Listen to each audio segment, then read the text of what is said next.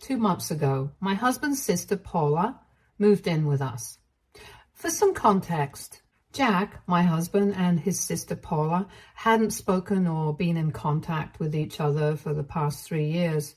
While this might seem unusual, once you understand their family background, it will start to make more sense. You see, Jack and Paula grew up in a home that was heavily dominated by their father, Oscar, who was an extremely abusive man.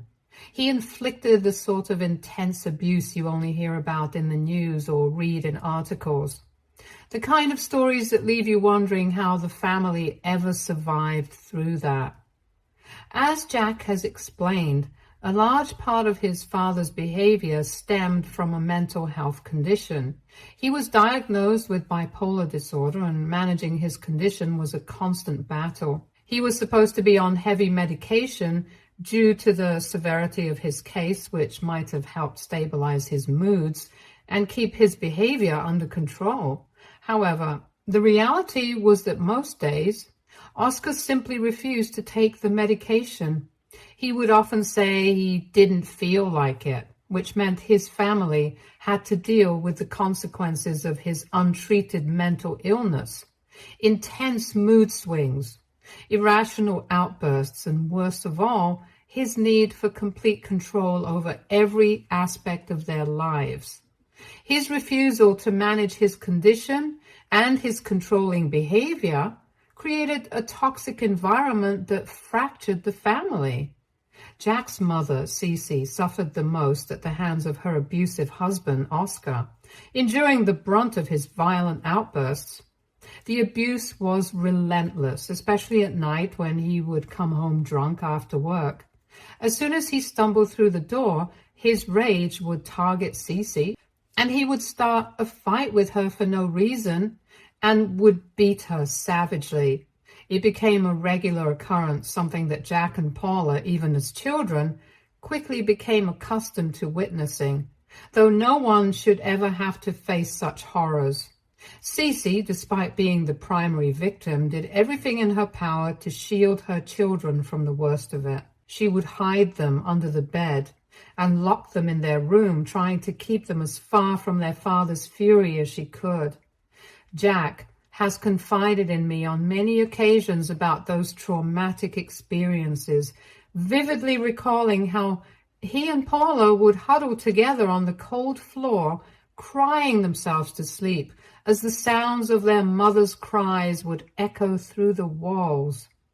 The terror they lived in was unimaginable, constantly fearing that each night could be the last for Cece or themselves. Even though their neighbors were aware of the situation, there was only so much they could do.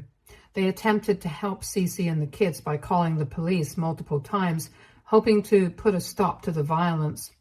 Child Protective Services, CPS, was also contacted with people concerned about the well-being of the children, but nothing concrete ever came from these interventions. The main reason for this was because of Cece. Despite the brutality she faced, she couldn't bring herself to press charges or officially register a case against her husband. She was very, very afraid of him, as she knew what the man was capable of. She was convinced that if he were to be locked up, he would eventually be released and track her and her kids down and kill them all. This fear kept her trapped in the cycle of abuse, feeling powerless to escape. Before you come at Cece, I would like to clarify that my mother-in-law is an orphan with no family to turn to for support or protection.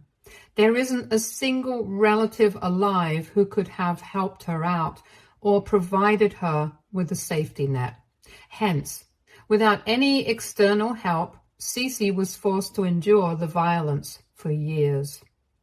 As for Jack's father, Oscar, his own family was well aware of his condition, and they knowingly avoided him. They had carefully hid the truth about him, and since Oscar was taking his medication at that time, there were no obvious signs of any instability or danger during their dating days. Cece never had any reason to suspect anything was wrong. He seemed like a normal, functioning person at that time. However, everything changed once they were married. It was after the wedding that Oscar started to show his true colors when he stopped taking medications. By then, Cece had no way of escaping what was becoming a nightmare. When she later confronted Oscar's parents about his erratic and abusive behavior, hoping to find some support or at least an explanation, they were disturbingly dismissive. Instead of offering help or acknowledging their son's serious issues, they told her it was none of their business anymore now, that he was married and that he was her problem now. When Cece threatened to leave him, they discouraged her from doing so by saying how every man uses physical violence from time to time during their marriage, and that this was something she simply had to accept to become a good wife. Worse still, they planted the idea that it was her responsibility to change him, that somehow her patience, love, and endurance could fix his mental illness. Unfortunately, Cece was young, naive, and without any family support. Having married early, she didn't have the experience or the resources to recognize just how dangerous her situation was going to become. A few months into the marriage, she also became pregnant with Jack. With the baby on the way, she had to leave her job, further isolating her and making her financially dependent on Oscar. This dependence only tightened the chains of her entrapment. When Jack was born, Cece's circumstances grew even more harrowing. As a first-time mother, already overwhelmed by the new challenges of caring for a newborn, she continued to suffer under Oscar's abuse. This resulted in her mental and physical health deteriorating rapidly. She was heavily depressed, battling the weight of motherhood without any support system, while enduring the relentless violence from her husband. Oscar showed no concern for her well-being, either as his wife or as the mother of his child. Instead, he became enraged if she didn't meet his unreasonable demands, like if she didn't prepare a hot meal every night or keep the house spotless according to his impossible standards. He would beat her without hesitation. Her exhaustion, her depression, none of it mattered to him. Cece has confessed to me how Oscar would find new, twisted ways every day to punish her. For example, he would sometimes deliberately starve her as a form of control and humiliation. Before leaving for work, he would lock the kitchen, preventing her from accessing any food throughout the day. He knew she didn't have money to buy fast food either. By locking the kitchen, he wanted to break her spirit in addition to her body. Oscar did leave the baby powder out for Jack during the day so his son could be fed, while Cece would stay hungry the whole day. Only when Oscar came back home would she be allowed to go into the kitchen just to cook a meal for him, even though she had been starving the whole day. When Cece became pregnant with her second child, Paula, she decided that she had enough of Oscar's abuse. She needed to escape for the sake of both her children and herself. At this point, she had no money, was heavily pregnant, had Jack, a small child who depended on her, and had nowhere to go for help. There wasn't a single family member or friend she could turn to, and Oscar's control over every aspect of her life left her with few options. Cece didn't have much of a plan, but in her desperation, she decided that she would take her passport, grab Jack, and run to a nearby motel. Once she got there, she planned to contact a domestic abuse helpline and try to secure a place in a shelter. Unfortunately, fate was not on her side. Oscar, always controlling and suspicious, had installed a front camera at their door to monitor everything. Without Cece knowing, he had been tipped off by the footage of her leaving the house with Jack. Cece, without any money for a cab, had been walking down the street holding Jack's tiny hand when Oscar caught up to them. He was furious and violently snatched Jack away from her. Then he threatened to kill their son if Cece didn't return home with him immediately. He knew how to manipulate her deepest fears, and nothing could be more terrifying for a mother than the thought of harm coming to her child. With Jack's life in danger, Cece had no choice but to do as Oscar demanded. That night, back at home, Oscar beat Cece mercilessly, punishing her for daring to try and leave him.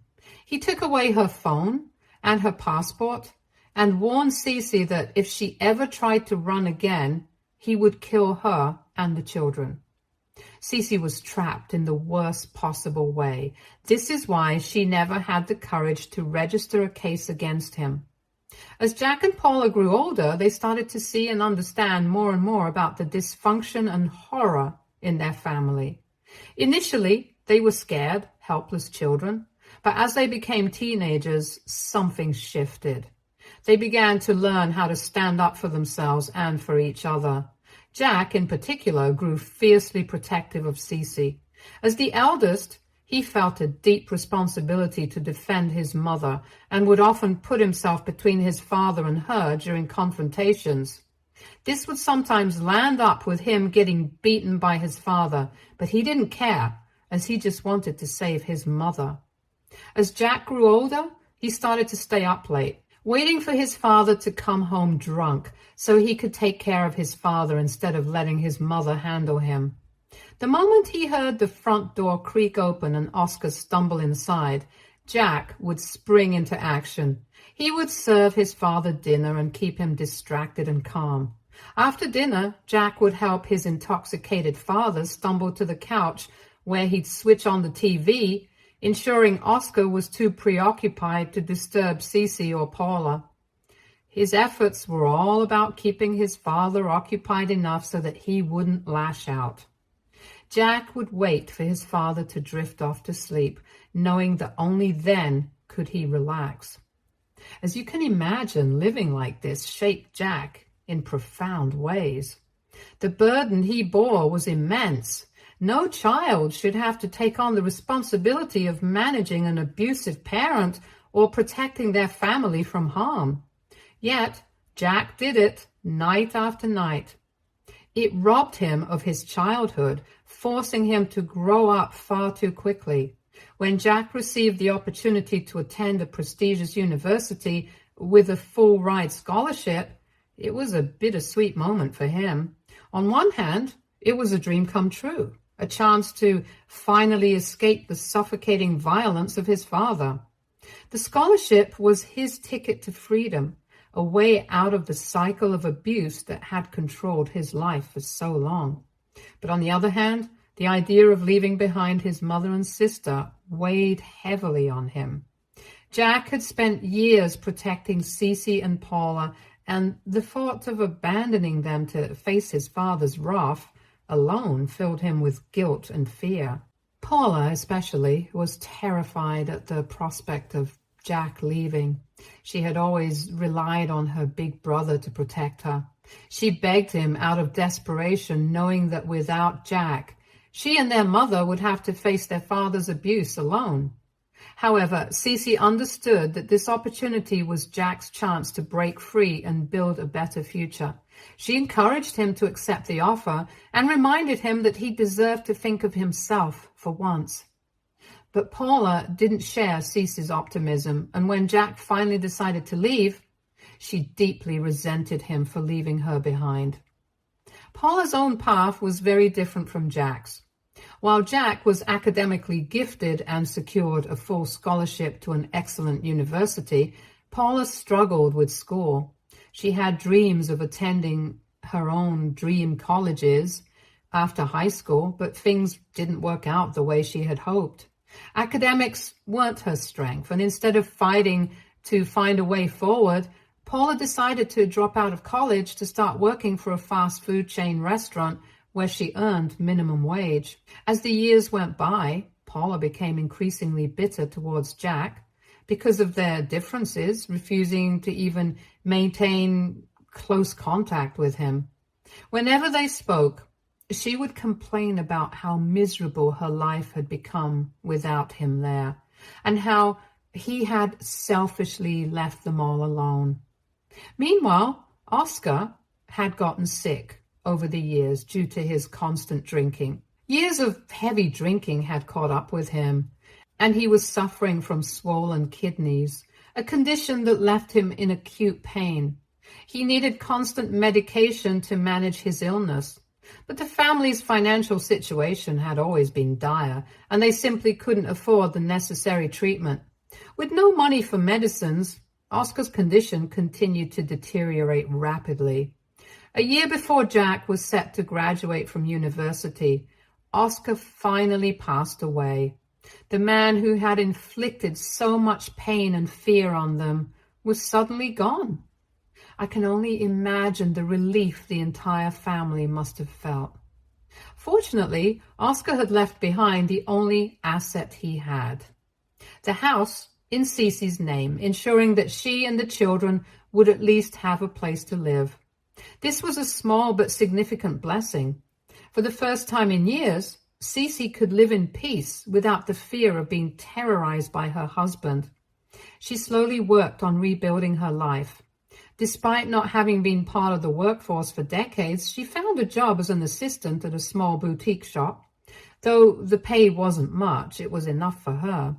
When Jack graduated from university, he secured a high-level job with an excellent salary. He was now finally in a position to help the family he had left behind. Hence, he began sending money home every month. For Cece, Jack's financial support was a godsend.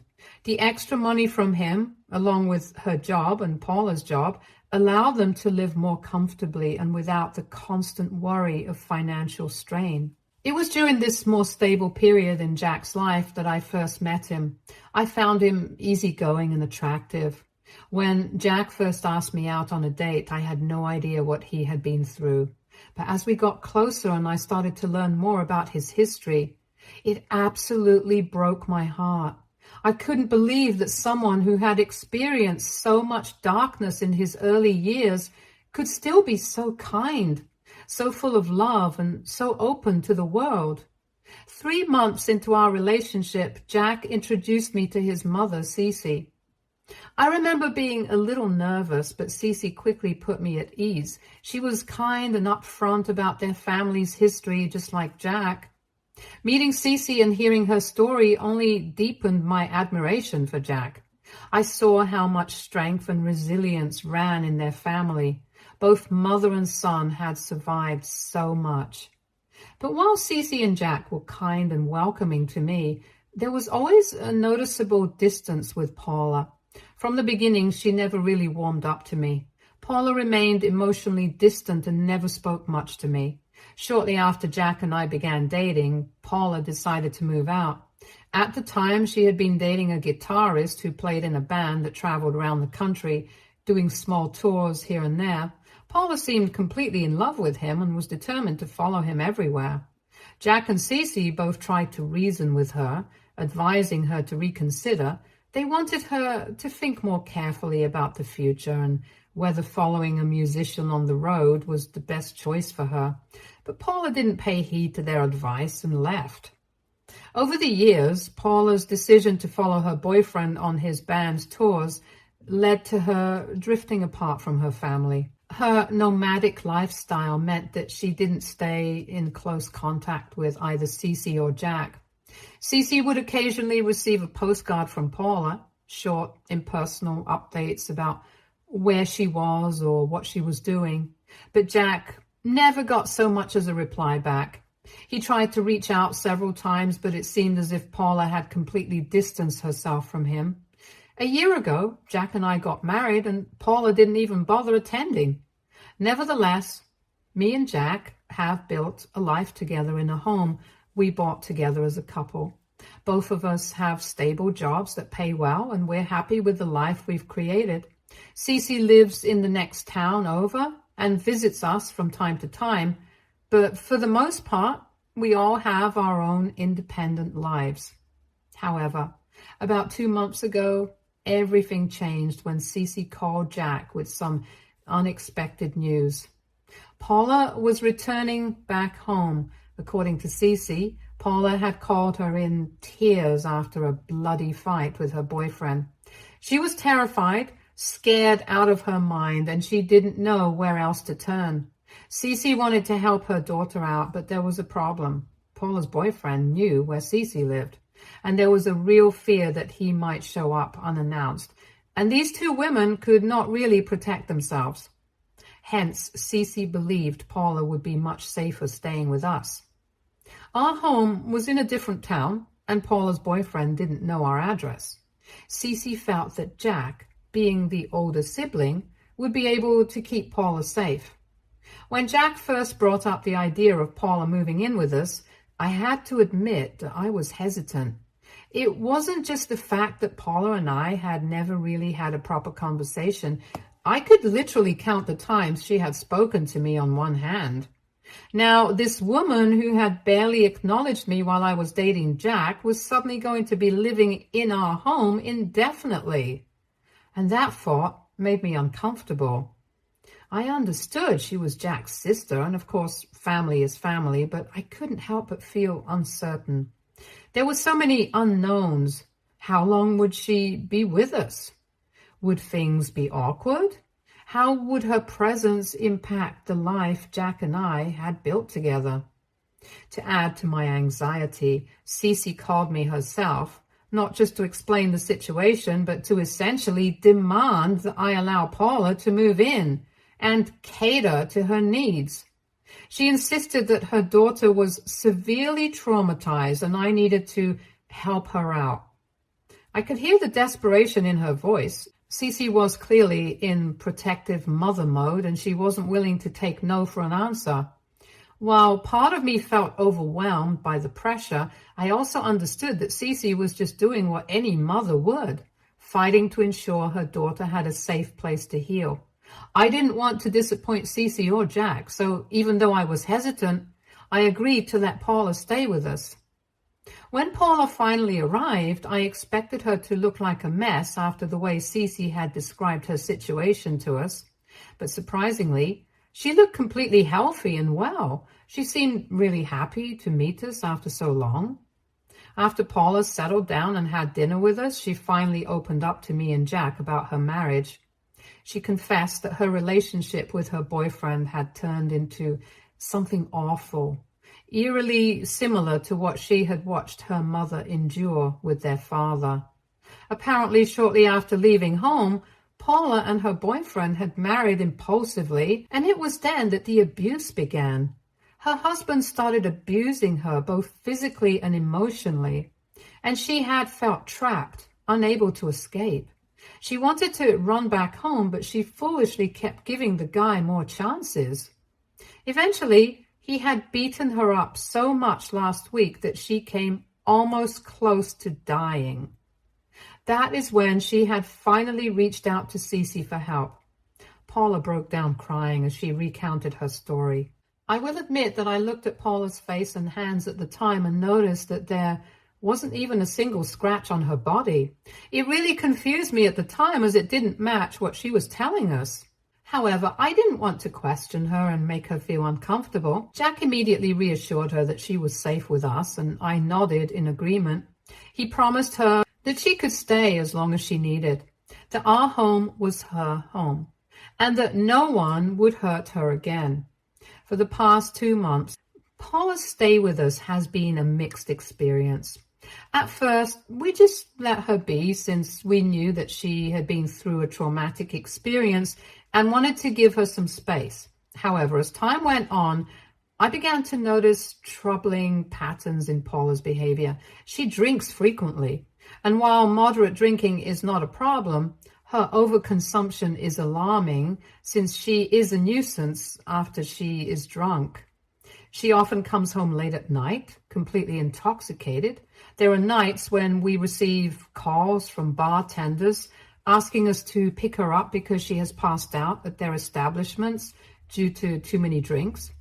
Jack has been providing Paula with a weekly allowance for her personal expenses, which she uses to spend only on drinks and partying with strangers. She frequently brings home people we don't know. There have been several instances when I'd walk into the kitchen only to find an unfamiliar man rummaging through our fridge looking for something to eat, as if this was their place. I started to feel incredibly uncomfortable and unsafe in my own house. I tried to encourage Paula to find a job to help her regain a sense of normalcy, but she always came up with excuses like she isn't in the right state of mind to work. Yet she has no issues when it comes to partying and socializing with people.